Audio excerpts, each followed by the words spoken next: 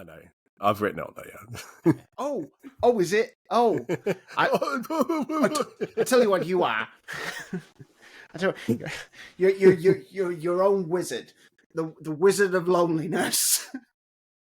I tell you what you are, unbelievable. Great. There's a record label that I've bought quite a lot of releases from, and they're called Wizard of Loneliness. Are they? Is it because of that? I assume so. Like, amazing. It can't be from anywhere else, that line, can it? No. That's so good. That's so good. Right, here we go. God, I've written a lot today. What are you on? How many words? Let's have a look. A looky dooky doo doo doo doo. We've had an offer on our house. Have you? Yep. Oh, and boy. we are placing an offer on another house. The check continues. Yep. Oh, cry, 4,500. All right. Oh, you're a bit more than me. I'm just shy of 4. Let's do this. Let's do this. Go. Right, here we go. Hello, and welcome to another episode of the O3C podcast, coming to you from O3C Games. My name is Jonathan Dunn. That rude man interrupting me is Chris Dow. That's me.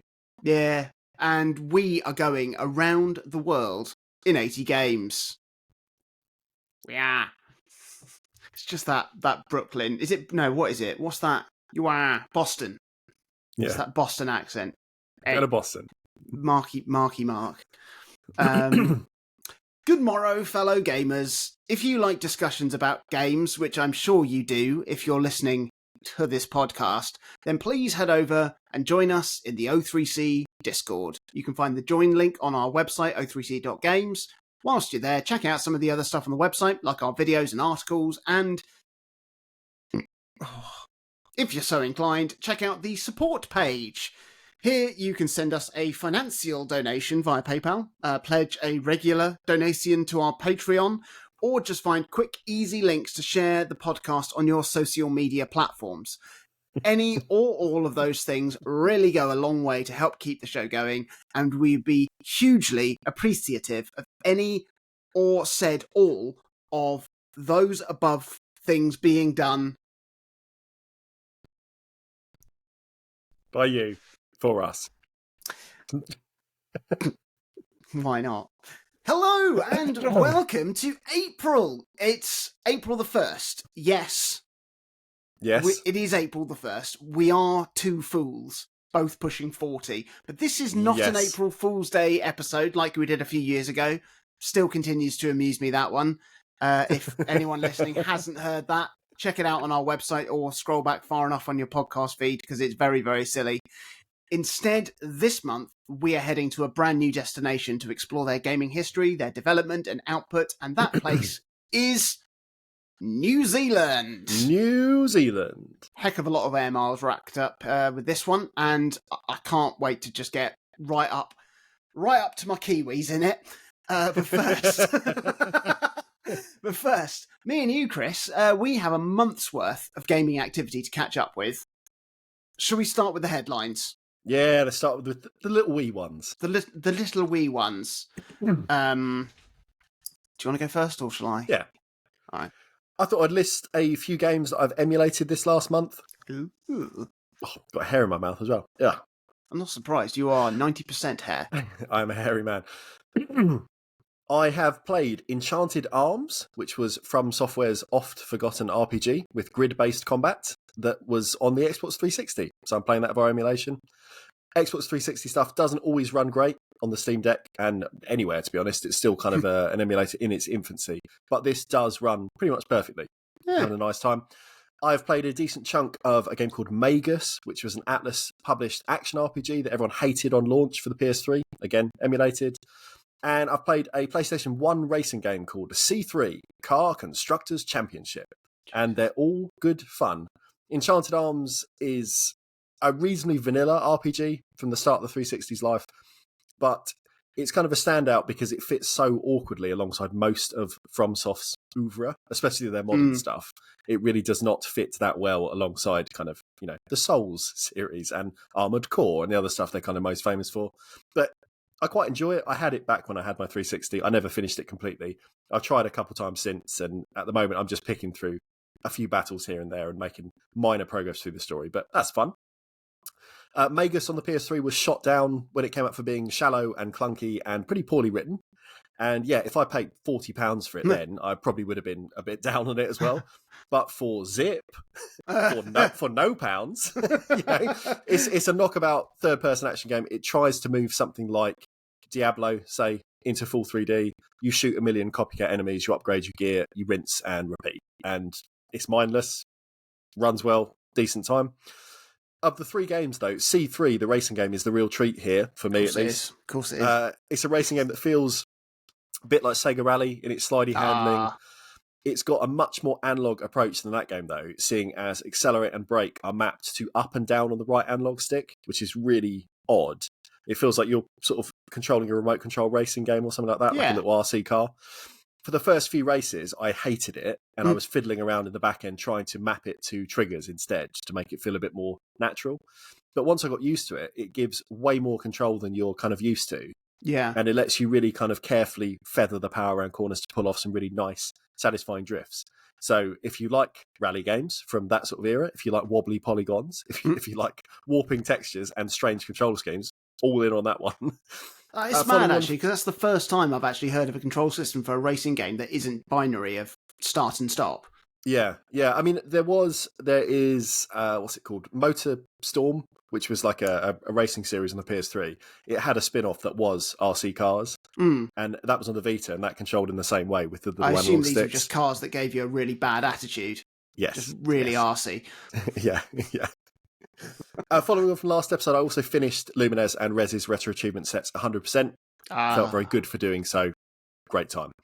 Finally, and not emulation, in the current Steam sale, which of course, when this has gone live, will be long past, but we are time travelers in a sense. I bought a whole bunch of stuff naturally, including the Animal Crossing aping Disney Dreamlight Valley. Oh. And I'd been interested in seeing what it offered for a while, but I didn't want to pay full price.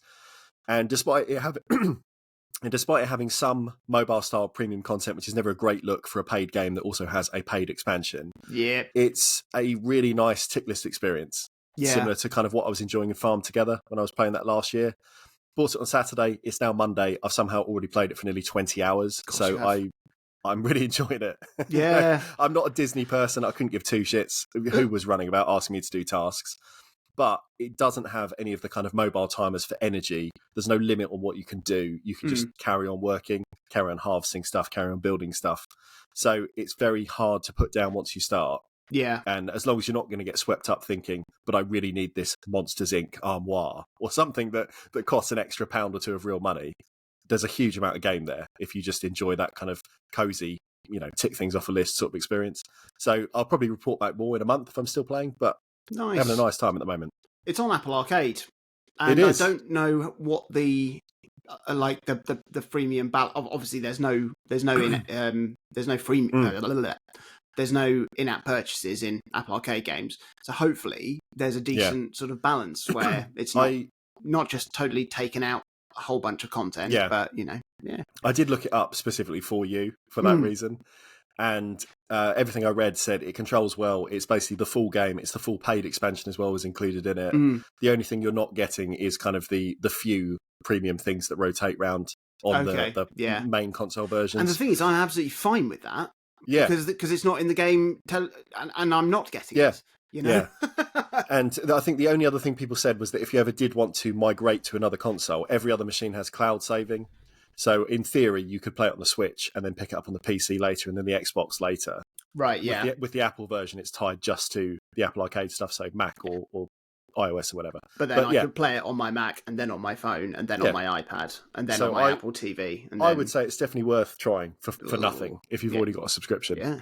Oh, yeah. And seeing what you think at least. What about you? What are your headlines? Well, my first headline, and probably the most important of these headlines, because it is proper headline-worthy news, and that is... Calm down. I'd written it in capitals for some reason, so, you got shouted at.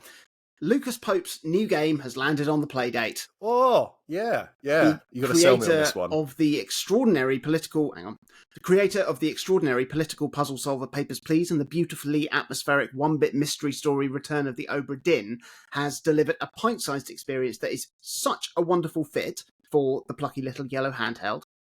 Mars After Midnight riffs on what he'd established in Papers, Please, and its demands of observation and memory being utilised to pass through scenarios, but it's switched out the bleak, hyper-political Eastern European border control setting to a colony of flatulent aliens on Mars.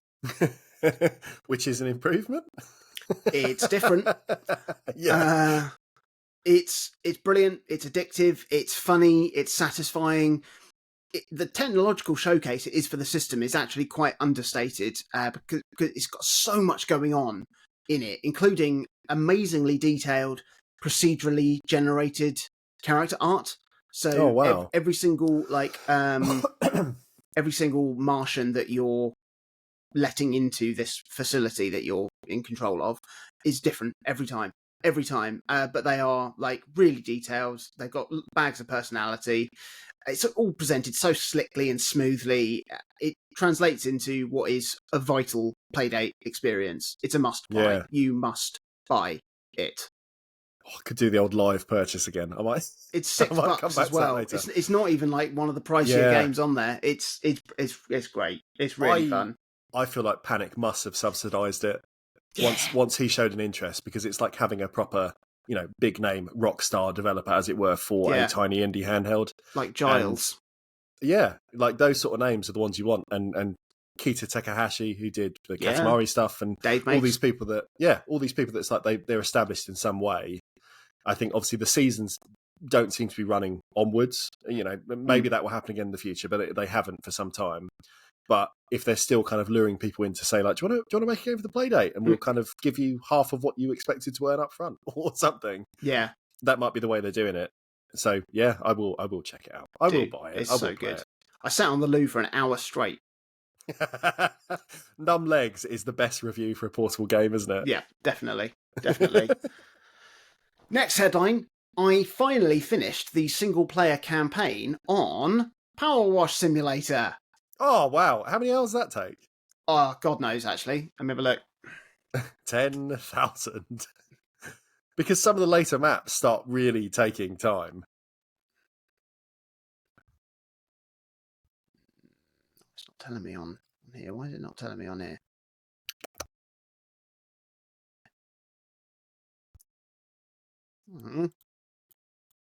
Tell me.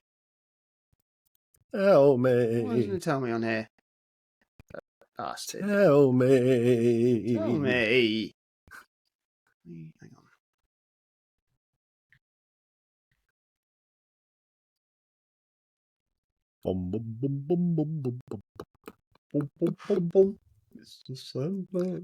Says here you played it for 36 hours. Jesus. There we go. So how long did you play it for? 36 hours. Oh, bloody hell. That's quite all in the bin. Quite a time, isn't it? The unreasonably satisfying game was really nice to play for the majority of the campaign. There was one stage in particular that I absolutely hated, which was a Ferris wheel. It was just really fiddly, and you needed just to keep turning the big wheel off and on again to get it to like rotate to access all of the stupid little angles. I really didn't enjoy it, but the fucking enormous ancient pyramid temple final level was great fun. It was enormous, and it was really, really good. I almost certainly will play more of the game in the future because it's quite therapeutic. There's loads of bonus levels that I haven't done yet. I know there's DLC as well, but yeah, it's great. Shouldn't be, but it is. Next headline. A game that I really enjoyed playing through was a little mobile game called Automatoys. Oh, I don't know that one. It fulfills my criteria of a perfect mobile game by being able to be played in portrait mode with one finger, and it sees you try and navigate a marble through complex scrabble scramble style automatons by triggering certain elements at the right time to move the ball through the course and avoid the traps. It's really good. It's really nicely made. It's a decent challenge. It's never too frustrating, but I definitely recommend it. I think it was one of those where it was like, you can play the first 3 levels for free, and then you can unlock the final 12 for $1.99. So it may as well be a demo. Yeah. Try it if you can. It's lovely. My last headline, I've started a playthrough of Mario Tennis on the Game Boy Color. which via Switch Online. Yes, it landed on the Game Boy Collection after Mario Day last month. It's a really, really good game. I've only played through it, I think probably the once, maybe back in the day. Unlike Mario Golf, which is also dropped on there as well. I've played through that several times, but Mario Tennis, it's got such incredibly tight and responsive gameplay. It's just incredibly fun to play, even 400 years after it's been released. it does obviously have like that brilliant Camelot RPG casing and like leveling up that made Mario Golf so incredible. It's not quite like on the same level as what they did with Golf, but it's made up for by this just superb gameplay and also like AI on both your for your doubles partner and also your competitors being like leagues ahead of honestly like 99% of any other sports game that exists. It's just brilliant. It's really, really great. And I'm enjoying sort of going in and out of that to tick that off. Good stuff. Big chunks. Have you done a little sample for that yet? No, I haven't. But it's the only place I can put the what are you buying? What are you playing? Yeah. Right. So Chris, those were our amuse-bouches. Amusing as they were, what are your main courses? Well, you're going to need a big boosh for one of these. After playing Power World last month, a big contemporary relevant video game, which is quite unlike me, I thought I'd spend a bit of time this month tackling, or at least trying to scratch the surface of, another big contemporary, pretty relevant release as well. I installed and spent 15, nearly 20 hours with Bethesda's Starfield. Oh! Great. Now, Space Rim. Yeah, basically. My thinking was that because I thoroughly enjoyed the Outer Worlds when I played it, and that was just Obsidian's space-themed take on the Skyrim/Fallout Bethesda formula thing, I wanted to see how Bethesda themselves eventually treated this sort of like NASA punk theming. And internet consensus all over the place on whether it would even run on the Steam Deck, but I gambled that it probably wouldn't faze me too much, even if it was pretty ropey, seeing as I played through all of the Outer Worlds, about 60 plus hours I played that for, on the Nintendo Switch, where frame rates barely held 20, I'd say, in most places.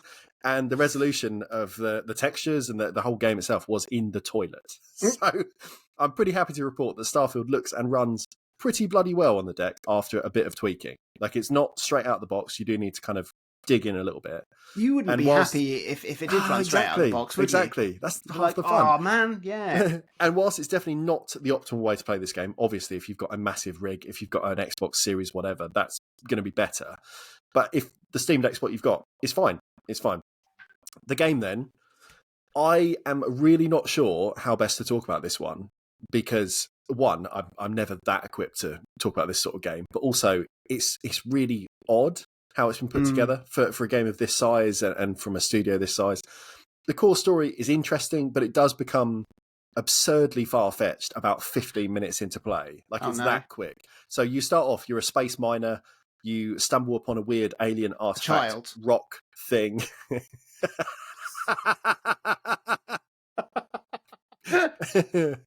Yes, a child. But yeah, you stumble upon this artifact thing. You have this weird psychedelic out-of-body experience when you touch it. Then when you wake up, a space explorer man visits the mining facility to try and barter for the artifact. And then bounty hunter type people have tailed a ship, which means you're thrust into defending the facility from them. Then the space explorer man, just for no reason at all, says, "Have my ship. Now you're a space explorer man." It's literally that quick. And you take off and the game is kind of then open properly. So that's the equivalent of the Skyrim, have a drive through in the wagon sort of thing at the beginning is this section. The core loop of the game is similar to any modern Bethesda games in the Elder Scrolls or Fallout framework, but it has a few quite crucial caveats that I'll kind of touch on as we go through. Even in my very short experience with something like Skyrim, like I've never put more than 2 or 3 hours into it, I could still see how people can really easily buy into like the core hook, the whole like, oh, see that mountain in the distance? Take a walk there in real time and discover treats and caves and treasures along the way. And that's essentially what has then been refined in Breath of the Wild or The Witcher 3 or any of those big kind of open world RPGs. In Starfield, that look at something and then go to it just does not exist. Because the way it's all put together, a mission loop will have you talking to a character on one planet and being told to go somewhere else, to another planet.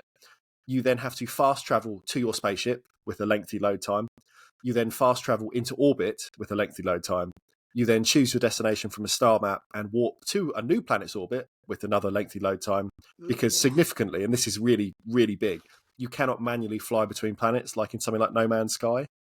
And it feels like such a huge oversight that when you're in the orbit of a planet, you are just locked into this little space where you can see the planet and you can't go anywhere else, short of going back to a menu and saying, I would actually like to go there, please. That's stupid. It's really, really silly. That's really stupid. Once you're hovering above the planet that you intend to land on, you can't fly to it. You have to, again, fast travel to the planet's surface with another lengthy load. You then walk to a destination marker to either kill some people or talk to a guy in a facility or a little space dungeon or whatever it is. And then to get back to say, yes, I've done the job, you have to reverse every one of those steps. So you fast travel back to the ship, back to orbit, back to the other planet's orbit, back to the surface, the whole thing. It's really poorly done for that. Really poorly done. Yeah.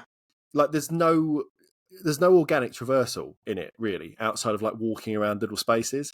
And by adding this huge scale, like there are hundreds, if not thousands of planets, moons, rocks, all this stuff that you can land on and explore. It actually makes the game feel significantly less populated and full than the Outer Worlds that was set over like 5 planets. Yeah. And those planets were like one city each. Yeah. You know, it really wasn't big, but it felt big for kind of how it was presented, that it's like, oh, this is just a portion of this world. Yeah. Whereas, you know, Starfield says, go anywhere, and there's fuck all to do, and 99% of it. Yeah. Like, as well, the missions you're sent on can feel a bit undercooked as well. And I was most surprised at that, because everyone has always told me, oh, you know, Skyrim's got this great narrative and you can join a civil war, you know, all these different things that are going on. But, you know, you arrive on a planet's surface, you walk through this empty terrain until you find maybe a research structure or something. And in one early one, I did just that. I went to a place I was told. I fought off some space pirates. Along the way, I was picking up the classic audio logs and I was seeing little environmental hints, all the stuff you expect. And it turned out, oh, spooky, spooky. The facility's been used to create and monitor like xenomorph-style creatures. And, you know, lo and behold, things went awry. And I was sneaking through the building. I was thinking, okay, well, there's going to be some sort of encounter with an alien at some point. There's going to be some little fight. There's going to be some skirmish between maybe the pirates that are squatting in the facility and the creatures or whatever. But no, they don't exist in any sort of physical space. They exist in the audio logs in the past. So when I got to the top, it was like, oh, that's it, is it? And then just fast travel back to the ship and go home. But it just felt so underwhelming. Yeah. There's so many other little things as well that have left me feeling really confused. And again, I always say, I'm not playing these games all the time. This is not the sort of thing I play. So I wonder sometimes, have I just missed out? Is this kind of what these games are like? And I'm the problem here because I just haven't kept up. But the inventory UI, for example, doesn't tell you which ammunition a gun uses. And when you've got 10 guns and we will use different types of ammo, you can't keep track of what you need to fire a weapon. Unless you go back to a different screen of bullets and say, like, oh, I had 60 of those. Which gun has 60 bullets in it? You're literally tracking it like that, which is silly to see which numbers align. You land on a planet, you're over-encumbered. When you're over-encumbered, you can't fast travel. And as I said, fast travel is quite important. So you need to go and get rid of all your shit. But shops and merchants only sell or buy certain things. So clearing your over-encumbered inventory is like an hour-long job, running around a spaceport to go, where was the suit shop? Where's the gun shop? Where's the esoterica shop? Dumb. Just literally give me a thing I can click and just say empty everything that doesn't work. Yeah. Everything I'm not wearing, put in the bin. That should be how it works. Yeah. There's other things that this is a me problem. The weaponry that you're holding is not disabled in safe towns or areas. So when you've got kind of changing contextual buttons, it's really easy to like launch a load of grenades into a town square. And then you get slapped with like a massive space bounty. That means not only do you get hunted down on that planet, but also in deep space. Sometimes a ship will just turn up and be like, oi! And then try to shoot you down when you're just trying to have a nice little leisurely fly. Yeah. Running around, you don't use stamina in this game, but it depletes an oxygen meter, which is fine in principle. But what happens is that when that bottoms out, you then start filling up a carbon dioxide meter. And when that fills up, your health disappears because you're struggling to breathe. So you just start dying. So essentially in this game, you're trying to get to your little facility. There's nothing else on the planet. So you're like, well, I'll run to it, obviously. And it's like, nope, jogging kills you. So You can't do that. This last one, I haven't played enough for this to be an issue yet, but I was reading online that the game also uses a really strange combo of what is like an omniscient contraband system and an XP debt model, which means if you steal stuff, which is always like a big part of Fallout, Skyrim, whatever, you pickpocket someone, you sneak behind a counter, you take some stuff. When you enter a new planet, your ship is always scanned by the authorities of that planet, and they know immediately if it's stolen property. How? How do they know that's contraband? But then you're given the option, you can either pay a fine, which might be small if it was just like someone's pen, or big if it was like big valuable stuff. Or if you can't afford to pay the fine, because you haven't got the money, you take on an experience debt, which means you then don't level up anymore until you've cleared that shortfall. So you don't go backwards, but you can't go forwards. Like there's just so many strange undercooked decisions here. That's and this really this is a game that took thousands of people 10 years to make. You know, Miles After really Midnight, poor. One guy. Yeah. But yeah, so it's so strange that when you're fighting mobs that have overrun these little abandoned structures, or when you're enjoying the really decent voice acting with a range of characters, you get these little glimpses of what the game could have been. But the rest of the time, I've just been left thinking that Starfield is simultaneously too big and too little for its own good. Like it's both. It's this weird microcosm of both things. It's just empty, purposeless exploration. It's half-baked narrative events. It's got wonky AI, as you'd expect in most Bethesda stuff anyway. So sometimes your companions will just run through the floor or fly into space or whatever. It's got these really frustrating loading loops, like getting from one place to another is like a 20-minute job. It's just about the most 5 out of 10 AAA game I can imagine or conjure. You know, there is a game here. You could probably play it for 200 hours and have an okay time. But the whole time you'd be thinking, there's so many things here that could be done better. Yeah. And that it comes from one of the biggest and most revered companies with the biggest publishing company behind them in Microsoft. Yeah. It's mad, really. It really is mad. So I can't really recommend it. Like, there's times when I've thought, oh, yeah, I'm having a nice time. And then after those little 20-minute chunks, it's like, yeah, I don't think I am. Yeah. You know, you just have these moments where you're like, oh, it's so close to being something I could put a lot of time into. And again, I played the Outer Worlds on really subpar hardware for a long time. Yeah, but it's fun. Yeah, it was fun. And it was well written. And I enjoyed the whole narrative and the story and everything else. And this just is not doing that. So, yeah, Bethesda, you fucked it, basically. Oh, dear. So this is a New Zealand episode, and of course you can't spell New Zealand without Zelda. Yes. Yeah, I'll give you that. Or Weasel.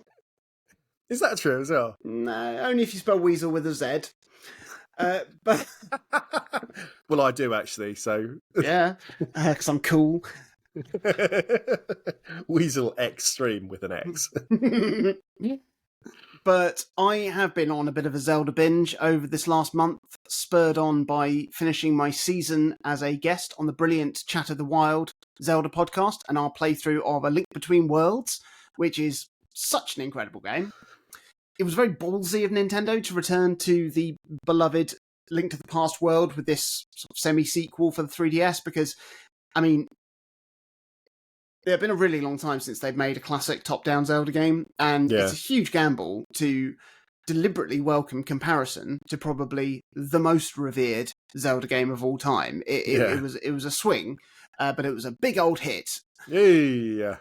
A Link Between Worlds builds on what Link to the Past established, chucks in a genius new mechanic that literally and mentally changes your perspective on how you're meant to play Zelda games, and also smashes down the more linear doors of the history of the entire series with a brand new game structure, which also lays the groundwork for what was to come in Breath of the Wild. Much, much more than any of the bigger 3D console Zelda outings did. Do check out the Chat of the Wild podcast if you want to hear further thoughts on that game in particular, and you can also listen back to their other seasons covering the other Zelda games, including the playthrough of Spirit Tracks, on which I was also a season-long guest, and that game is rancid. It was on Minty's Top 100, wasn't it? It was, yeah, and I've called him out on that, and he regrets it. Rightly so. Yeah. Why do you think he's not on the show anymore? That was the call out. It was like, sorry, yeah. Son, we got to talk about this. Choo choo, goodbye. But finishing A Link Between Worlds made me want to revisit some of the other 2D Zelda games, and I dove headfirst into a new playthrough of the Minish Cap. The GBA one. The GBA one, which is on the Nintendo Switch Online collection. And my flipping goodness me, I'd forgotten just how incredibly charming, joyous, and fun this game is. For a start, as a technical achievement, the game is absolutely stunning. Like, every single pixel of this game has been considered to create just the most vibrant, detailed, and alive world that they'd ever made at this point. Every little character has delightful animation. Then you've got the tiny miniature world of the Picori, which has got like huge versions of tiny things in real life, brought to life in like beautiful detail, gives you just this amazing sense of perspective that is just so endearing. No, hang on a minute. I'm really slouching. Hunching. Get your orthopedic chair out. Yeah. That feels too high now. Even though it's right for my mouth, but not for my vid. There we are, The movement mechanics that you have as Link in Minish Cap gave him a freedom that I hadn't seen or experienced in a 2D Zelda game before.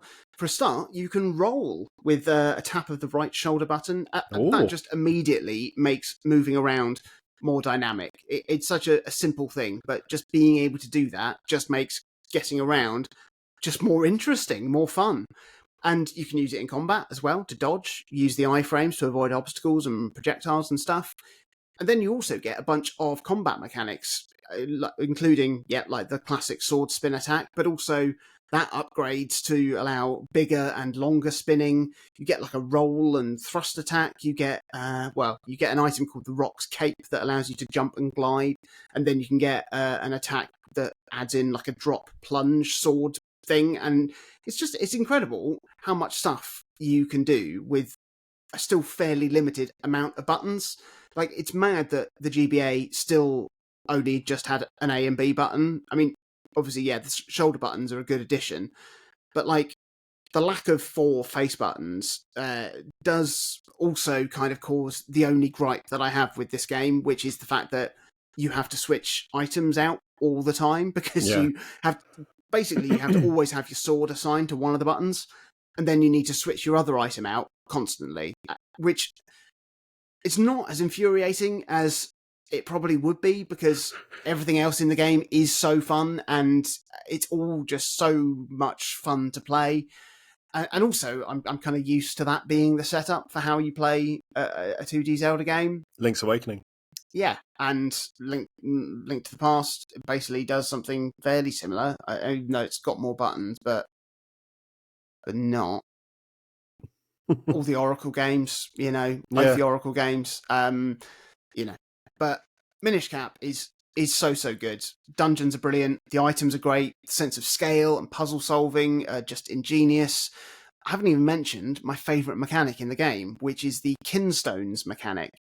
So throughout the game, you'll find lots of different medallion halves, and these will be different colours and also have like a different pattern cut along the edge of it. Then you need to find someone in the game with the corresponding kinstone to match with them. And then a successful match will bond you with the person and unlock a secret in the overworld, which might be, I don't know, like spawning a chest or opening a hidden cave or removing an obstacle to open up a new pathway or creating a special character or enemy or any other thing. And it's always fun to do. It's always fun to find a kinstone. And the very, very best thing is, if you've shrunk down into like Minish form and you're tiny, when you're tiny, you can talk to the animals that are in the world and you can match kinstones with them. And the fact that you can bond with dogs that are in the game and unlock secrets, it honestly makes this one of the greatest games of all time. Top 10 to be sure. Honestly. But I wasn't done with just playing 2 Zelda games back to back. No. Obviously. And my gripe with the control setup inspired me to play a game which fixed this issue. And so I played the Switch remake of Link's Awakening. And essentially, this game is just a beautiful paint job of the Game Boy original, with many of the elements of the original game retained from its like world design, dungeon design, puzzle design, story, dialogue, everything. But it's all been tilt shifted into a brand new toy box aesthetic that's lovely to look at, certainly when it's not moving. Because the frame rate is all over the place when you start to move around, which is such a deeply frustrating thing. Like, I reckon if they'd have just locked the frame rate to 30 frames per second, it would have been fine, because it only reaches 60 frames per second for tiny, brief moments, once or twice, maybe every few hours. It's just a really, really weird decision. Like, even if they'd have locked it to 25 frames per second, I'd have preferred that. It's, What's not a weird decision, though, is to address this issue that I had with Minish Cap.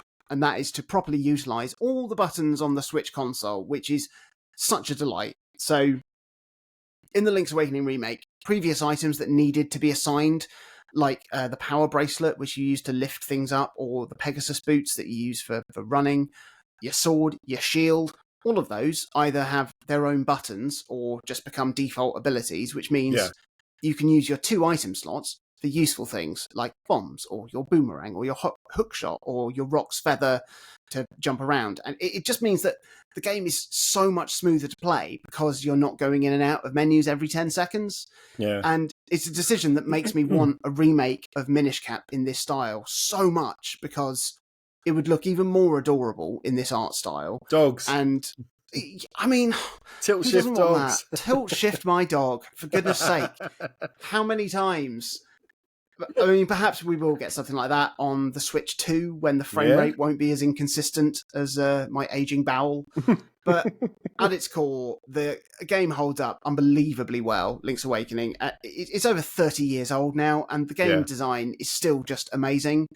A few of the rough edges have been taken off in the remake, but really not, like, there aren't that many. Like, the fast travel has been made just a bit easier and slicker.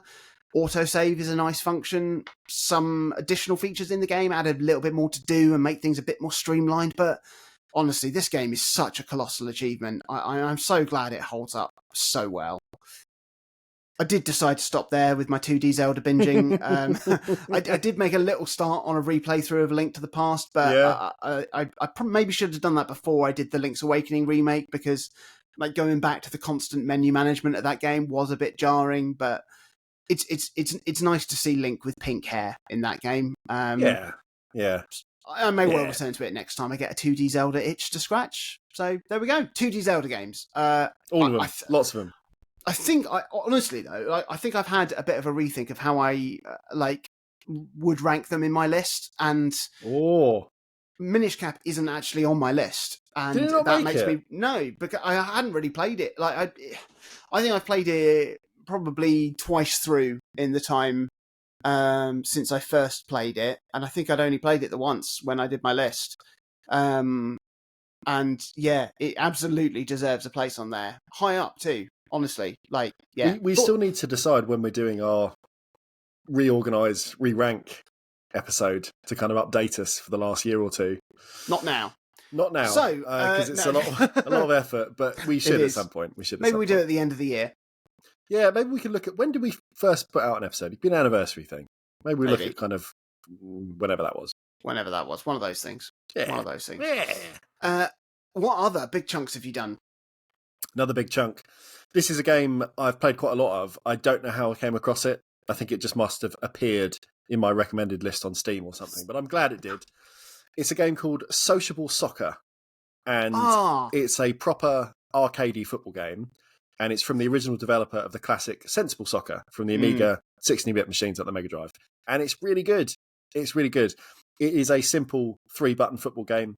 It's got a direct pass, a long ball, and a shoot, as games like this often used to have. When you're out of possession, every button instead triggers a slide tackle. And after you release a shot or a pass, you can then apply aftertouch using the analog stick. To use the parlance of my brother, the football aficionado, give it some swaz. So there's a lot of swaz in this game. Sometimes hopeless keeper placement means you can bend in a shot from like 50 yards and feel amazing. Other times, keepers will play out of their skin and somehow save or deflect 15 consecutive shots and rebounds, leading you to curse the AI and the entire game. But what remains really consistent throughout all of this is that the moment-to-moment play is just really fun. There's two main modes to play. One lets you play a range of real-world tournaments and leagues using actual club and national teams. A pretty vanilla experience where you're just trying to unlock trophies for the love of playing it, really. The other mode is far closer to the old Master League mode in Pro Evo, where you choose a club and you're then given a randomised selection of Z-list stars with which to try and achieve glory. And a run of good form means you unlock new players in the form of new cards. Excess cards can be melted down to improve your star players, etc. It's a bit mobile game in its setup, but there's no microtransactions here. It's just good, clean fun. Every match in this mode is against another real-world player's team as well. So not as a live player versus player thing, but a kind of asynchronous setup. And it's interesting to see how different players have set up their clubs, kind of FIFA Ultimate Team style, to leverage little unwritten synergies and strategies and that sort of thing. So they're not playing with you, but their kind of planning is playing against you. Their AI team, as it were. I've played it and enjoyed it for quite a few hours at this point. But more tellingly, my brother Tom, as I've mentioned, who pretty much only plays football games outside of the odd thing that I managed to kind of get him addicted to, like Angry Birds or Plants vs. Zombies, he's also given it his seal of approval. So for now, at least, it's become the game that has followed our Plants vs. Zombies victory a few months back. And it is now the thing we play to kind of make progress in the background whilst we're having a takeaway pizza when we're kind of hanging out together. And I'm all for anything like that. It's one of my favourite types of games. It's like low effort on your part to engage with it, but there is a lot to do if you just want to kind of be endlessly picking away whilst you're kind of thinking about other stuff. As far as I can tell, looking online, it is slated for console releases at some point, but the launch seems to have been kicked back a few times, so I think it's only on the PC at the moment. It's not much of a looker, so any device right down to the Switch should be able to handle it no problem when it does release. Yeah. And I'd say it's definitely worth keeping an eye out for, especially if, like us, you've enjoyed stuff like New Star Soccer or New Star Manager or Retro Goal, all the games in that series. Or indeed, if you remember fondly, like Sensible World of Soccer or Kickoff on kind of consoles going right back. It's just really good fun. Really, really good fun. A big recommend on that one. And it's constantly being updated and evolving as well. So you'll often see an update pop up on Steam. You read the notes and it says, goalkeepers have been made much better. And then all the comments are people saying, we hate the new goalkeepers. And then a new update will come the next day saying, goalkeepers have all been nerfed. It's quite nice to see that in live development as well. Yeah. It's you. I sent you a message just because I was looking up when I was looking on our YouTube for something, and I saw that you've been scheduling all of the over a minute videos for YouTube Shorts. Don't matter. And it needs to be the under a minute ones. I put those up as well. Do you? Yeah. They're not in the... On the shorts, there's at least... Oh, yeah, there they are. Sorry, I couldn't see them. I've put hundreds up. No, it's just sometimes if they're over, I just do it on the same day as the TikTok. Yeah. No, that's fine. Sorry, it didn't list the shorts alongside the videos. So yeah, I can see all they the have their own shorts there. feed for whatever reason. Getting all the stuff. Great, no worries. I was trying to find...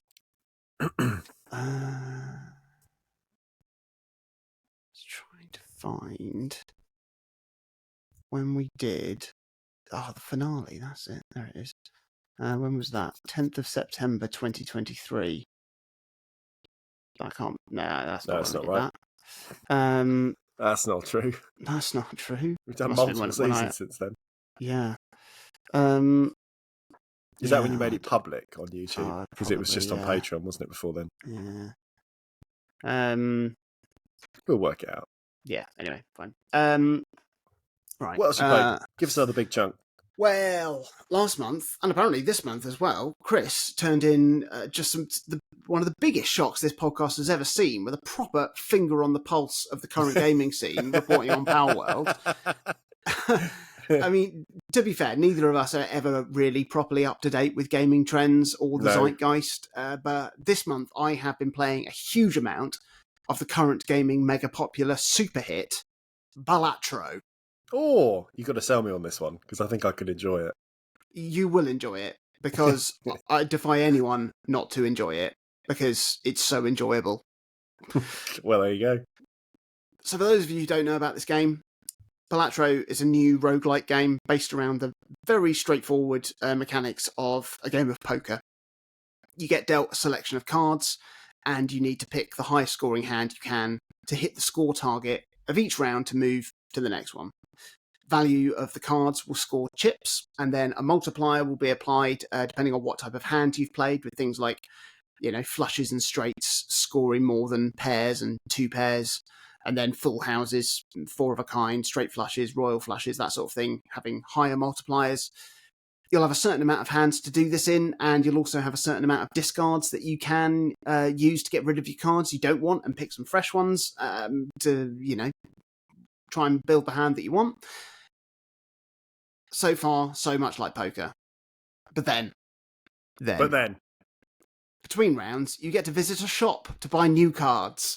And here we see the game come to life. And I mean, first and foremost, you have 5 Joker slots to fill with a variety of different Joker cards that are basically your bread and butter augmenters.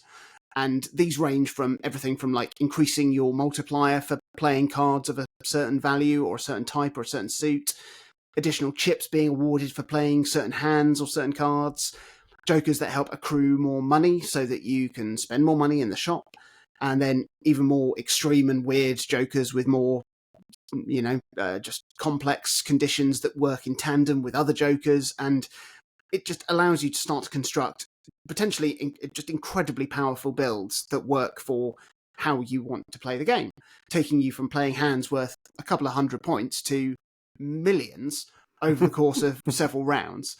And if you can keep hitting the targets, clearing the rounds, clearing the bosses that come at the end of a round as well. Bosses have got like certain abilities that limit how you're playing. They might like debuff all of the cards of a particular suit, or disable a Joker, or start dealing some of your cards face down, or limits you to just playing one type of hand or just one hand.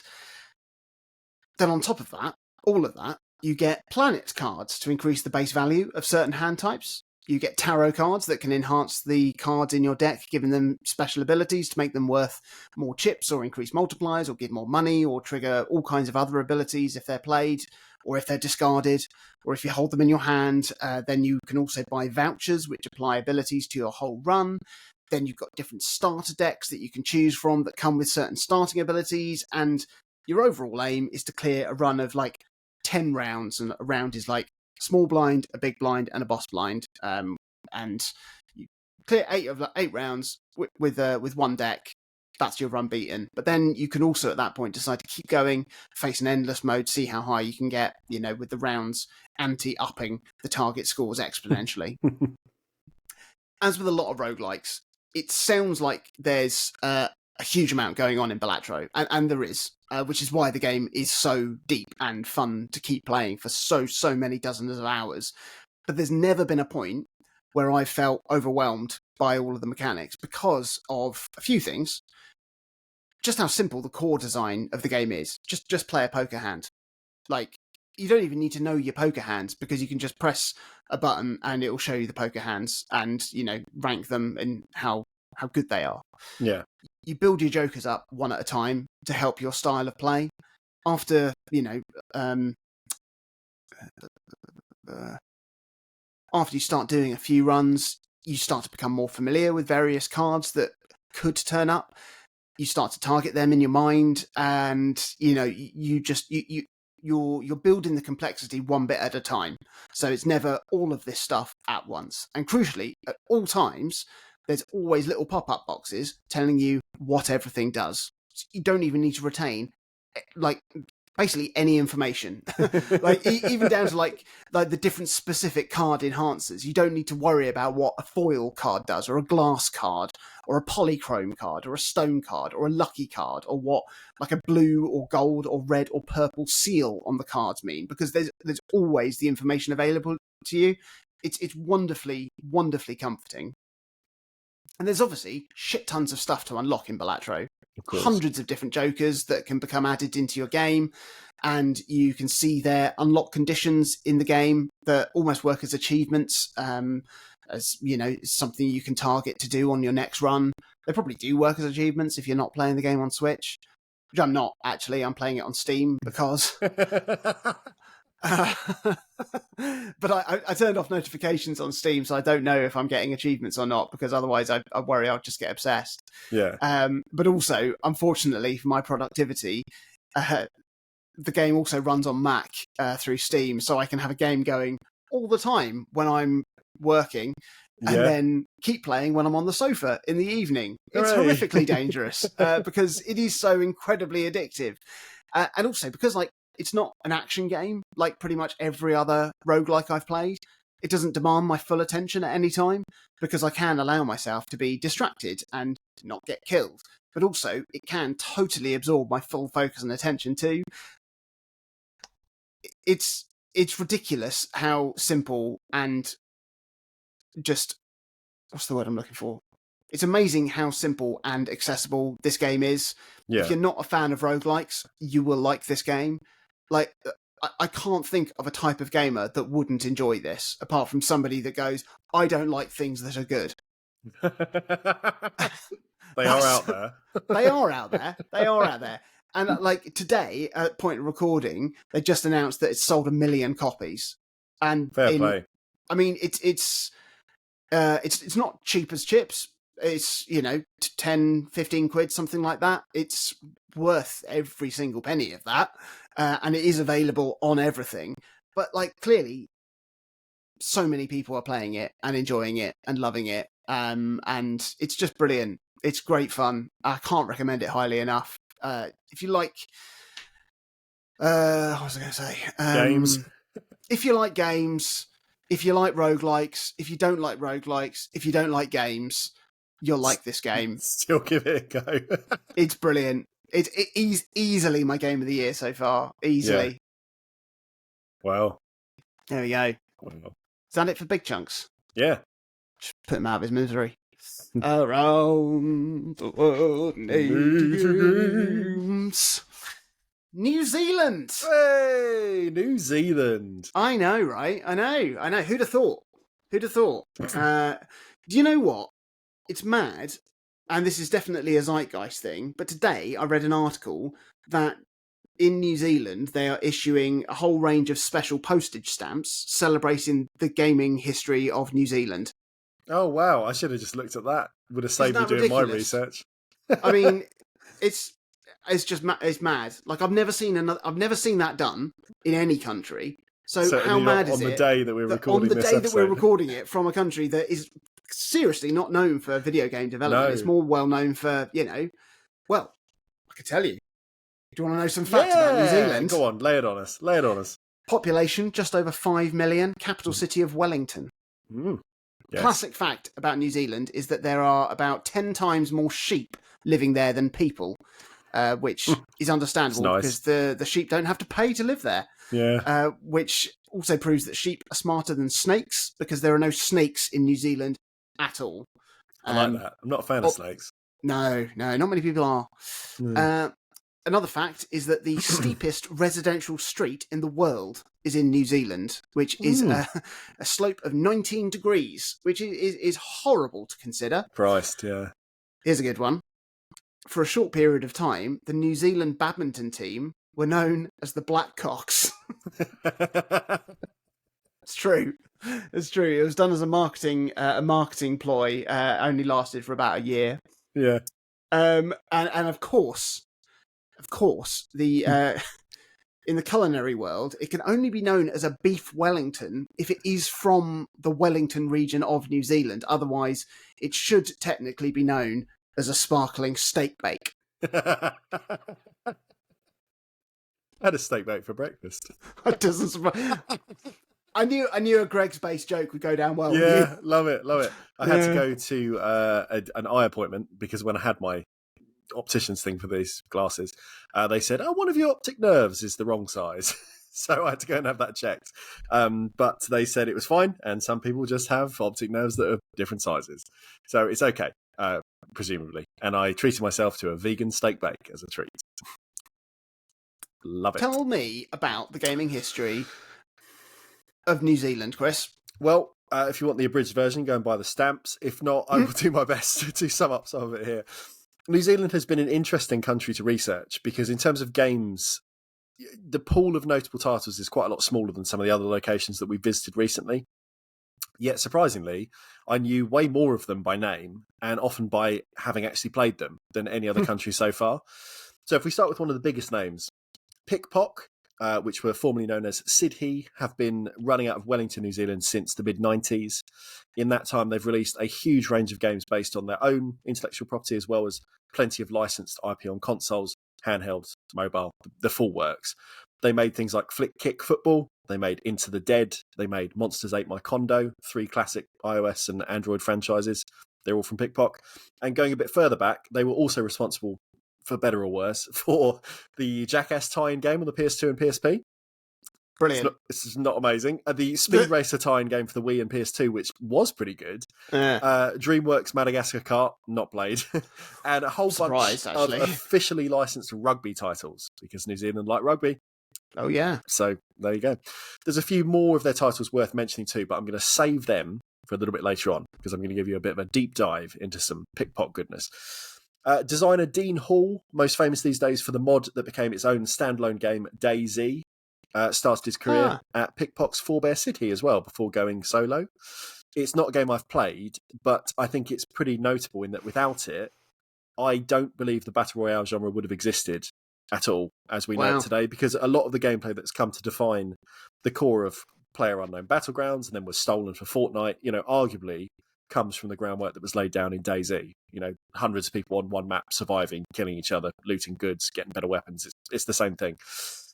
Ninja Kiwi, a reasonably high-profile Flash developer, are from Auckland in New Zealand, and their biggest hit, the Bloons Tower Defense series, is still resonating with people today, because I teach kids literally now, contemporaneously, who obsessively talk about Bloons strategies, which kind of blows my mind a bit, because the franchise started back in the mid-2000s and yet still carries some cultural and digital cachet with kids 2 decades on. And that's mad. That's something to celebrate, I guess. Mini Metro and Mini Motorways, 2 mobile puzzlers that I know you are not playing Mini a Metro. Huge fan of.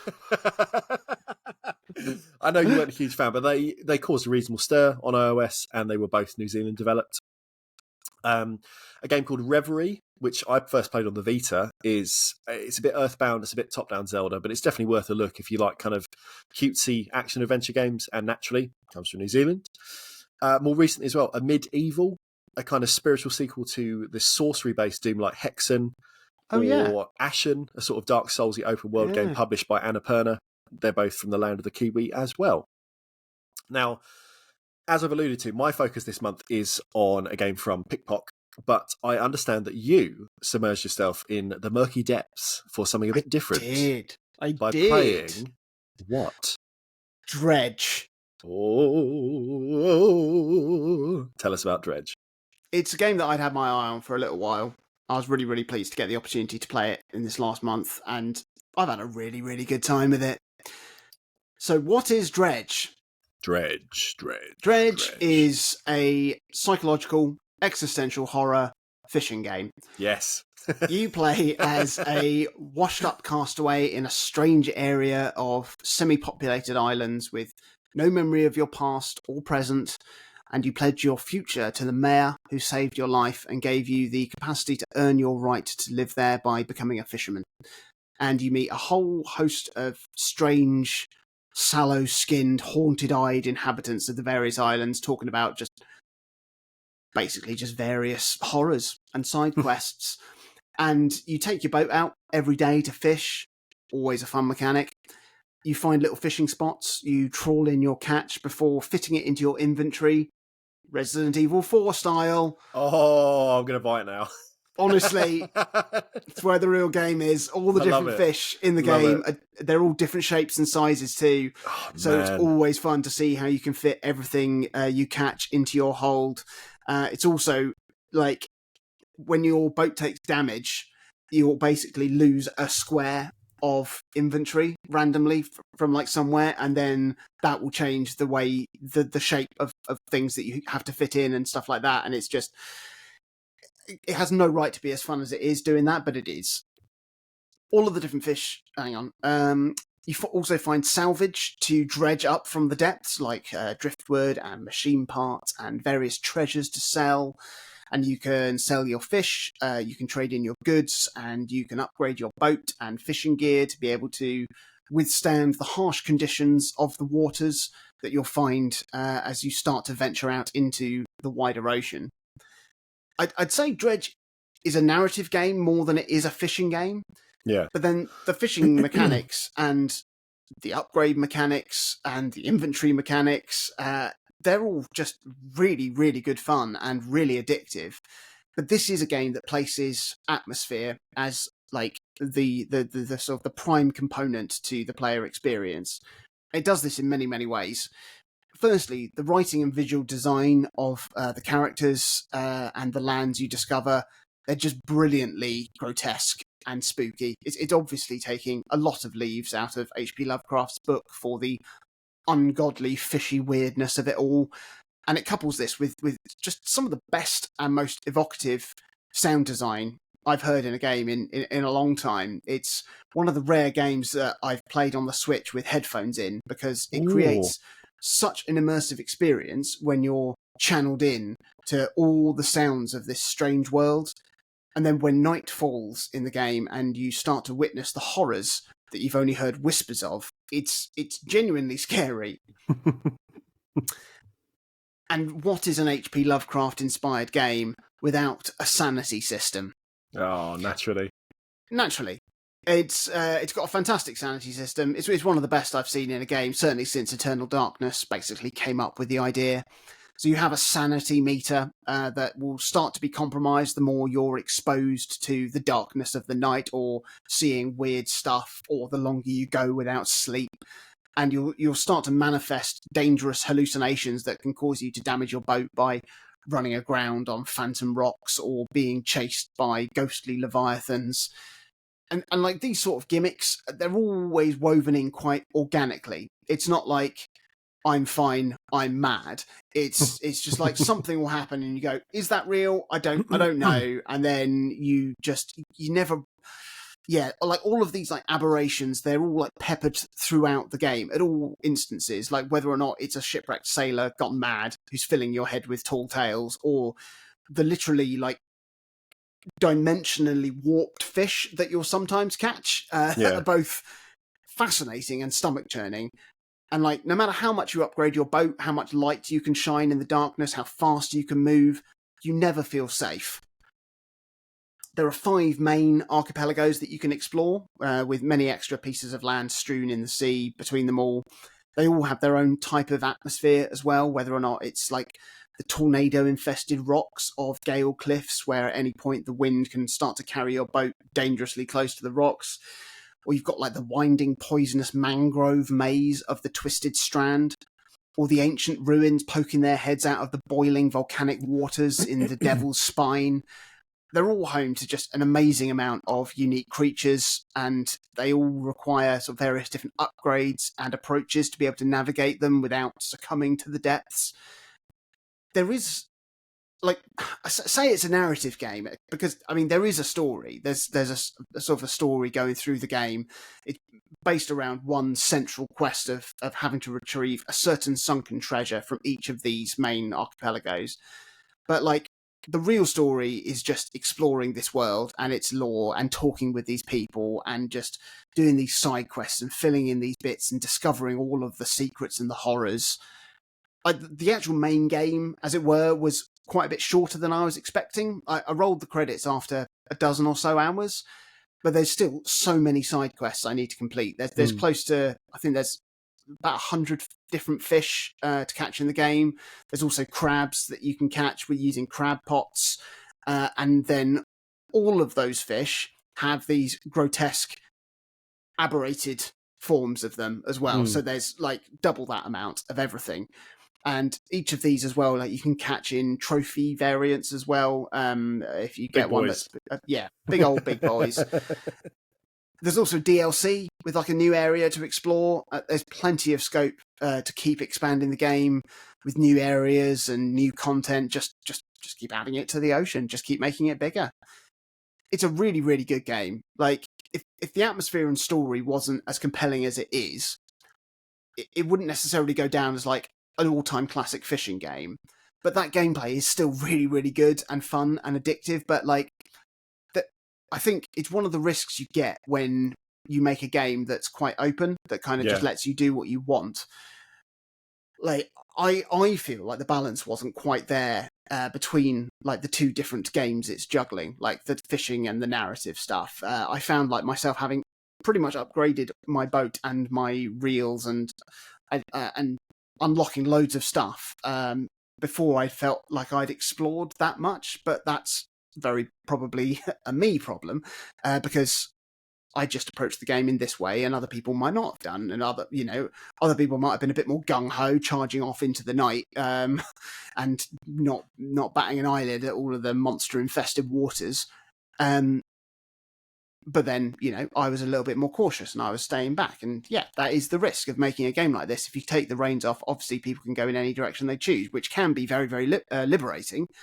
But it's ultimately going to be a less curated adventure because of that. Yeah. Fortunately, in Dredge, whatever you're doing, however you're approaching playing this game, everything is really, really fun. And it's just a brilliantly well-realised atmosphere to immerse yourself in. I highly recommend it.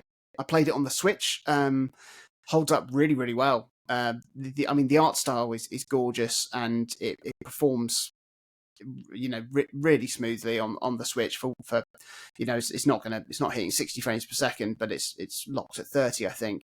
And it goes for that one long load time approach at the start of your session, and then you don't experience any loading while you're playing, even if you're fast traveling. It's just there, which is really, really good.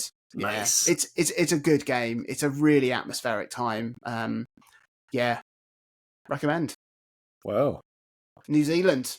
I've got another one to recommend. Spooky, fishy weirdos. I've got another game to recommend from New Zealand. Oh, tell me all about it. You know what game, Chris? Shatter my expectations. Oh. No, just cut that. So tell me about it. Back when Pickpock was still known as Sidhe, that I mentioned earlier, they released a couple games that I was a really big fan of. The first was called Grip Shift, and it was a driving game that launched on the PSP and then later digitally via Xbox 360 and PS3. And it essentially asked the question, what if a driving game could also be a platformer and a collectathon? And that's what it does. And every track asks you that you beat it in 3 ways, asks you to beat it 3 ways. So you have to hit the finish line under a par time, you need to collect all the tokens that are spread across the track, and you need to find a hidden collectible that will usually require you to launch off the main road onto bits of trackside architecture or floating islands that surround the racecourse. And it's really good. And for a while, I thought I was just going to play through it again for this month's show and talk about it. I found out the PS3 port emulates perfectly on the deck. I threw a good few hours into it in one sitting, had a lovely time. And then when I sat down to make some notes, I thought, outside of just describing what you do in the game, which I've just done, there isn't that much to say. It's a fun time. I really enjoyed playing it, but I can't really go any further than that. Reviews of the time basically were the same as well. It was a lot of just, this is what you do, and it's okay. I still think it deserves way better than the middling scores it got. It was a very kind of like average across the board, and I think it's way better than that. But I thought I'd cover a different game from Pickpock's past instead, because whilst playing Gripshift in 2024 relies on emulation, the game we're going to talk about properly is available pretty much everywhere via its 2022 remastered deluxe release. And that is a game called Shatter. Now, Shatter, originally released in 2009, it was a PlayStation 3 exclusive for a year or so. And this is a game that asks the question, what if Alleyway or Breakout or Arkanoid or whatever sort of frame of reference you have could feel less random? And it answers it really nicely. It was a lot of fun 15 years ago when I first played it. And would you believe it? It's a lot of fun today. And because it's had this remaster, you can get it on your phone, you can get it on your Switch, you can get it on your Xbox or your PlayStation.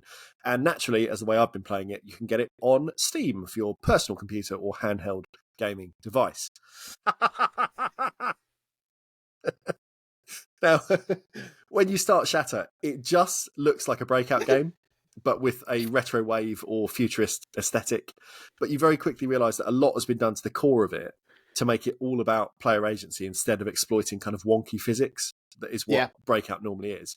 So for one, your paddle is curved rather than flat, And without any other additions, this would make the game more readable because you quickly get a feel for the direction the ball is going to reflect on impact. For 2, you were shown pretty early on that the left and right triggers on your control pad control a sort of vacuum push or pull system, whereby you can arc the ball's motion even when reasonably far away from your paddle. So you can kind of add spin or bend. And for 3, breaking blocks releases little gems, and when these are collected, it allows you to build a multi-use meter that can either trigger a shield to glance away meanie-bobini projectiles, or a machine gun that lets you destroy swathes of blocks quickly, which is perfect for the last few hangers-on that would lead to several minutes of dead time in most brick breakers, where you're just waiting for the perfect angle to align. And for 4 and for final, you can chuck balls out willy-nilly. So multi-ball is always at your discretion and control. And on a board that would favour a more kind of all-over approach, just throw them out. If you've got 8 balls in stock, just chuck them all out. As long as you have them, fill your boots. All this leads to an incredibly engaging and exciting arcade brick breaker. Like, most people enjoy brick breaking games because they are satisfying at their core, but most people also would say, there's not much to it though, is it? It's just reflecting a ball. But this does enough different that I think it really stands out. Several other games that came out close to Shatter's original launch tried to explore similar variables to kind of spice up the genre. So you can think Wizorb, if you ever played that, or Break Quest. It was on the Vita, I quite enjoyed. Both of them are good, but Shatter is way better. It's more polished, it's more considered, and because of the particular tweaks and changes, it's just a lot snappier. Yeah. I think it says a lot that Atari, they've been doing this recent recharged line of updated kind of classic arcade games. They put out Breakout Recharge, which is, Breakout is essentially the godfather of this genre. And it takes cues from Shatter's aesthetics, but it doesn't really modernise the gameplay itself beyond power-ups. It's still a flat paddle. You're still moving slowly left and right. The stages could still be a tired old trudge as you're just waiting patiently for the ball to reflect just right. It's annoying. It is annoying. As soon as you play a version where you're like, it doesn't have to be annoying, it is annoying. In Shatter, you always feel like you have more control than the game does. And that's a really impressive thing, I think, for this framework. So stages never linger more than they need to. Boss encounters every 10 stages are exciting. Stage layouts and quirks are refreshed often enough that it never feels stale. And the game can feel appropriately challenging without ever feeling impossible.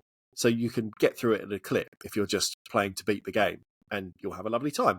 But then if you do fancy chasing scores, you're well accounted for that as well, because the score mechanics are all transparent and gameable, and the control options like the push and pull system become less just a nice thing to have when you first start playing, and more tools to actually directly influence the flow of a board or a level.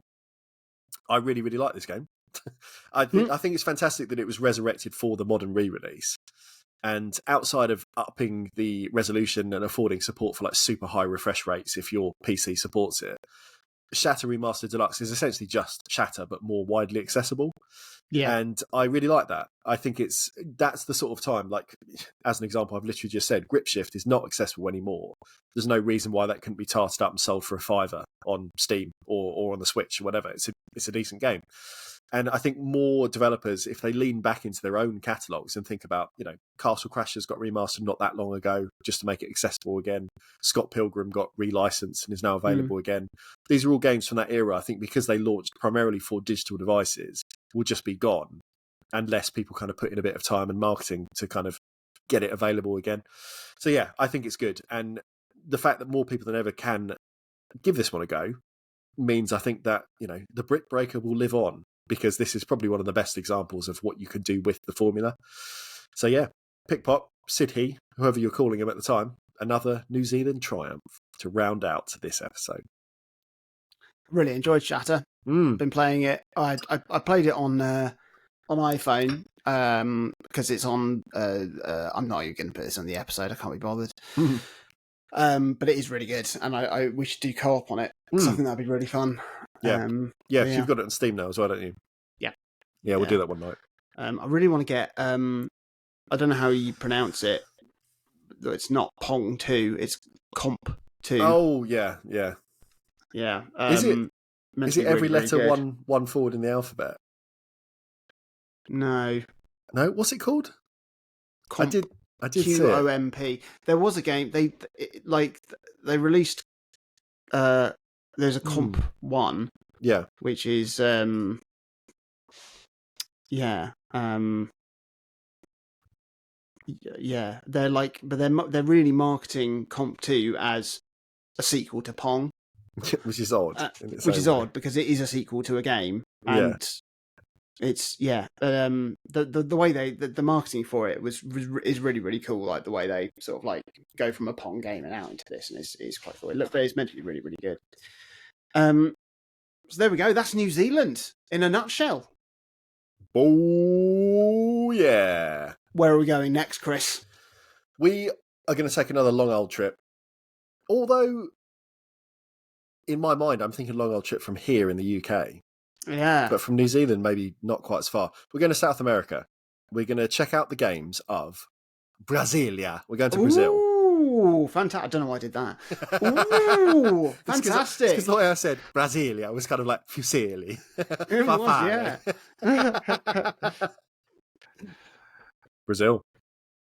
That is exciting. That's very exciting. I cannot wait to find out what games have been made in Brazil, pick one and play one, and then that's the rules. Report back next month. That's it. So there we go. That was Around the World in 80 Games, Episode 5, New Zealand. Really enjoyed that. Really good games. Really interesting gaming development as well. Oh, hope you've enjoyed it if you're listening this far. Chat to us on the Discord, o3c.games. Find the link there. Follow us on social media at o3cgames on everything. Give us suggestions of countries you might like us to go to next. Give us suggestions of games to play. Tell us what you're playing. Talk to us about anything else. We'd love to hear from you. Same time next month, 1st of May. Yeah. Going to Brazil. Yeah. Just in time.